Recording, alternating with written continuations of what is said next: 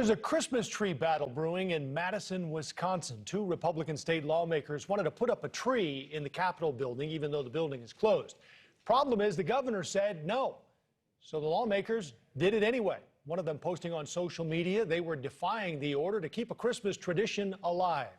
In response, the governor's communications director says the Capitol building is closed due to the pandemic and added, quote, instead of using taxpayer dollars on a tree inside a building that the public wouldn't be able to see or enjoy, we have trees outside of the Capitol building.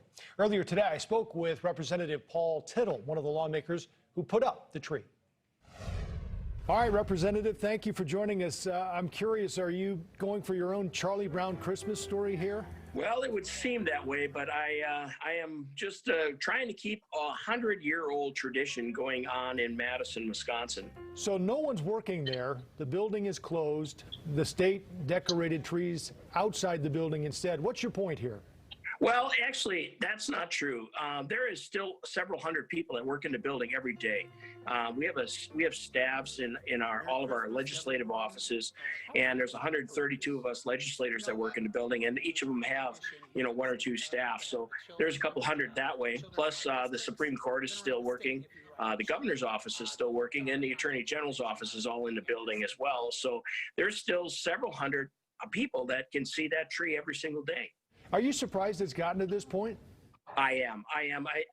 We didn't put it up for any type of a press or anything like that. We actually put it up because we thought it's a shame that a 100-year-old tradition should be broken just because of COVID. I mean, it's been a hard year on all of us, and there's no doubt that there's a lot of people feeling the pain of the COVID. But there's still several hundred people that walk in that building every single day, and they should have a sign of hope, something that can maybe reflect the joy of Christmas. So your permit was denied, but you decided to go ahead and do this anyway on your own, correct? We appealed it as well. We're waiting on the appeal. We have appealed it, and we are going to make sure that if that tree comes down, we have another one ready to go back up.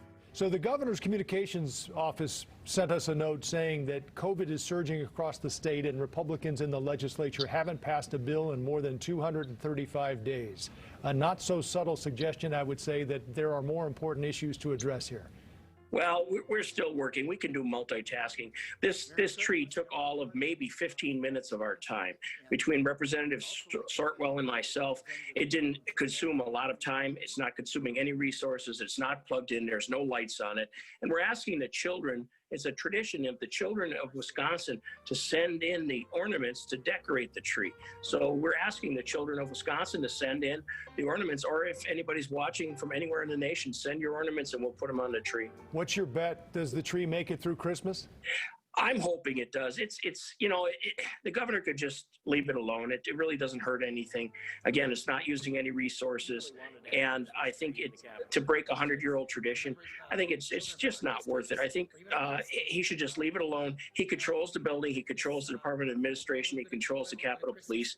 He could easily just leave it alone and let this thing rest. Representative Tittle, thank you so much for your time. I appreciate you joining us.